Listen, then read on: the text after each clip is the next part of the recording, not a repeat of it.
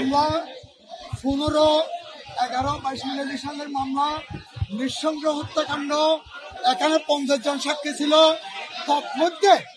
তৎমধ্যে আমি 34 জন সাক্ষী কোর্টে উপস্থাপন করেছি এবং আসামির 166 ধারা মতে জবানবন্দি ছিল। এই জবানবন্দি এবং সাক্ষীদের 34 জন সাক্ষীদের সাক্ষ্য, ময়নাতদন্ত, সুরতহাল রিপোর্ট, জব্দ তালিকামূলে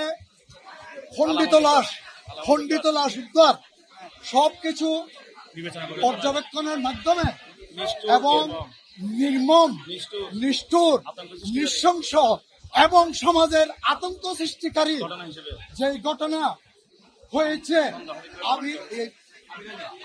আবির আলীর যে নৃশংস হত্যাকাণ্ড সংঘটিত করেছে, বিজ্ঞ আদালত এইটার পর্যবেক্ষণে সর্বোচ্চ সাজা মৃত্যুদণ্ডে দণ্ডিত করেছেন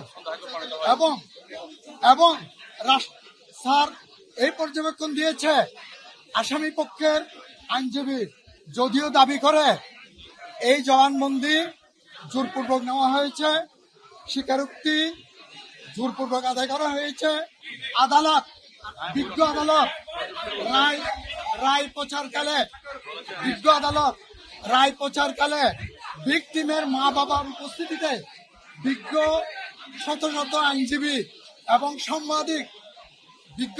মাননীয় সাংবাদিক বৃন্দগণের উপস্থিতিতে বিজ্ঞ আদালত এই মর্মে অভিমত ব্যক্ত করেছেন যে এই হত্যাকাণ্ডটি নিষ্ঠুর, নির্মম, নৃশংস এবং সমাজের আতঙ্ক সৃষ্টিকারী একটি কল্পিত ভয়াবহ ঘটনা। তাই সমাজের জন্য একে মৃত্যুদণ্ড দেওয়াটা শ্রেয় মনে করায় বিজ্ঞ আদালত পর্যবেক্ষণে আসামি মোহাম্মদ আবির আলীকে মৃত্যুদণ্ডে দণ্ডিত করেছে।